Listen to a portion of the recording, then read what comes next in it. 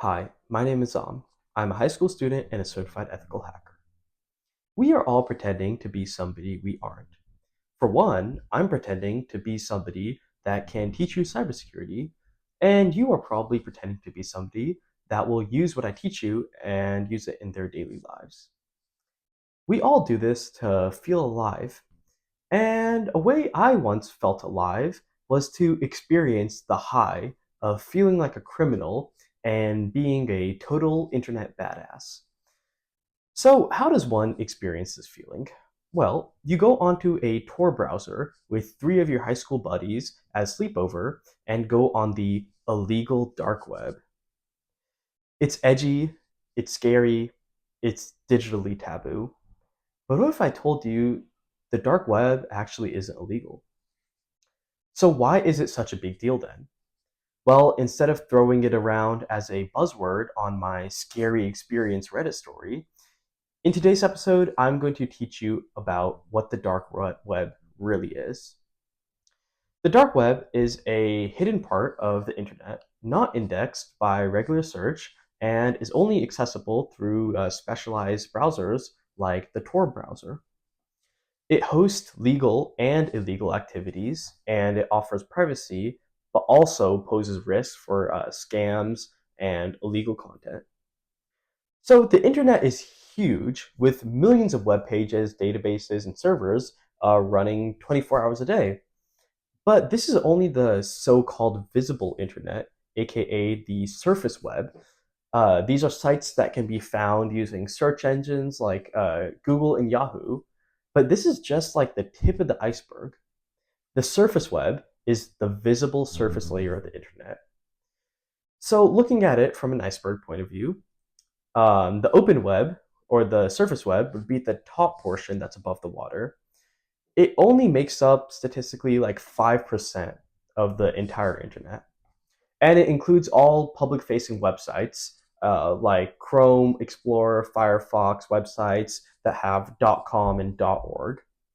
And these websites are possible because search engines are able to access these these digital servers through usable links or URLs. So the surface web is what we all know of, but what if I told you there's another layer of the internet, one that makes up majority of the internet and is actually where most of your digital information comes from? The deep web rests below the surface and accounts for 90% of all websites. This would be the part of the iceberg that's under the water, and it pretty much goes all the way down. The hidden web is so large that it's pretty much impossible to discover how many pages or websites are on it at one point in time. And everything else from academic papers to private databases and illegal content is out of reach. And that part of the deep web is in the portion we know as the dark web. So many like news outlets or stories or social media will kind of interchangeably use deep web and dark web. But the deep web is a portion that is very legal and for the most part safe. So the deep web includes databases that are like public and private protected files, and they are collections of not areas that you go onto when you're on the internet, but areas that are searched within databases within the websites you use. There's also intranets, which are internal networks for enterprises, governments, and corporations, educational facilities that are used to communicate and control aspects privately within organizations. So, in case you're wondering how to access the deep web, well, you access it probably every day just because the deep web is all the web pages that are unidentifiable by search engines. And the deep web websites may be concealed by passwords or security walls, or you just really can't access them from normal browsers like Safari or Chrome. And this is possible because they don't have visible links or URLs that you can search up or click onto. But in majority, the large deep web is hidden content, so it's usually cleaner and safer. And everything from blog posts to web pages and Places you access when you go banking online are in the deep web. So they don't really pose like major threats to you.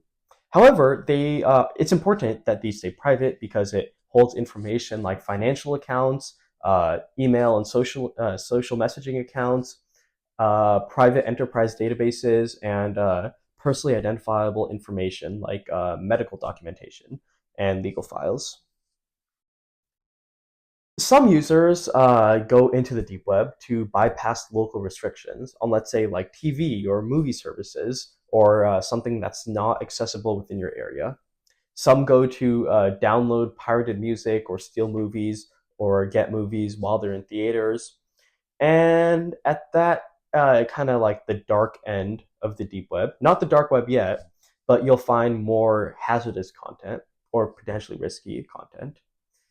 And it's important that you stay safe because the average internet user is not equipped with proper deep web or darknet safety, and you could end up in like a dangerous area. And many of these dangerous areas aren't really regulated by the by the organizations that would regulate normal internet safety. So coming off the dark end of the deep web, we can finally explore the dark web. So the dark web, as I mentioned before, are sites that are not indexed or accessible by web browsers.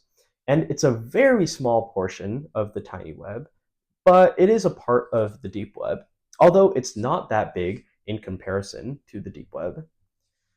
So this would be the very bottom tip of the iceberg. And it's the dark web is very concealed. Very few people can access it and see it. So there's a couple key layers of the dark web. So the first thing is there's no web page indexing by surface web search engines like Google and other popular search engines. It can't display these sites as like websites when you search something up.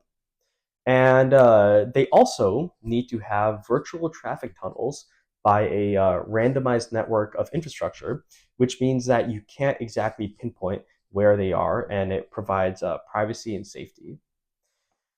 So the reputation of the dark web has been linked to the criminal underworld or illegal content or trading sites where people can buy illegal goods and services. However, many legal parties make use of the dark web. It comes with safety risks, but the deep web risks are very different from dark web risks. So illegal cyber activity cannot easily be stumbled upon in the deep web, unlike the dark web, where it can be. And this is why it's very important for users to know how to properly access the dark web if you are really, really planning on using it. So the dark web is a place of hackers. It is a place where government law enforcement comes to find potential crime and, of course, cyber criminals. There are new technologies and new types of encryption that use the browser software to access the dark web. And one such example of this is the Tor browser, which I've mentioned multiple times. It stands for the Onion Routing Project. It's a network browser that provides users access to different websites by basically, it doesn't connect from a central point. It runs through a network of nodes of other computers where the Tor browser uses other computers to get to the site you want to go through. So it's not a direct connection between your computer and the site that you want to be on. The browser was developed by the United States Naval Research Laboratory in 1990. And the early versions of Tor were created to hide spy communications, which is pretty interesting. But later, the framework was repurposed and it was made public for into the browser that we know today, and anybody can download it for free. So Tor is very similar to like Google Chrome or Firefox, but which it's just a normal internet browser, but it doesn't take the most direct route, and instead passes through a random path of encrypted servers known as nodes. Sites on the dark web will also use Tor or similar I2P encryption software or the Internet Invisible Project. to remain anonymous, which means you won't be able to find out who's running those websites or where they're being hosted, just like those websites won't be able to find out who you are or where you're searching from. So let's answer the big question. Is it illegal to go on the dark web? No. It's a pretty simple answer. No, it's not illegal to access the dark web. And there are many people, legal supporters of the law and government, who find value in using the dark web. And there are a couple clear benefits using the dark web, like user privacy or untraceable services and sites, and unfortunately, you're able to take illegal actions or buy illegal services from users or provide those legal services. So the dark web has attracted many people who would be endangered if they revealed their identities offline. And this could be good things like victims of persecution and abuse coming forward, whistleblowers, or political dissidents who have been shunned or have to stay hidden to protect their identity. So there are many types of threats that we can find on the dark web. So one of the biggest ones is malicious software or malware, and it's very alive across the whole dark web. It's put into portals to give threat actors tools for cyber attacks, and it just lingers around the dark web, waiting for somebody to click on the wrong site or download the wrong thing and infect the device. And this is doable because the dark web doesn't carry like the social contracts that normal website providers do, and they have to follow for us users. So users can expose themselves to keyloggers or botnet malware or ransomware and phishing malware. So if you choose to pursue sites on the dark web, you should be aware that you are singling yourself out and making yourself a target for hackers and advanced malware threats. So the threats of online browsing can extend into the unplugged world because if your computer or network can be exploited, your privacy is basically gone. And no matter how strong the privacy in Tor browsers are, it's just one layer of protection. If they can get past that Tor browser and into your computer, into your network, they can know everything about you and know exactly where you are. So this is why Tor has been the subject to government monitoring.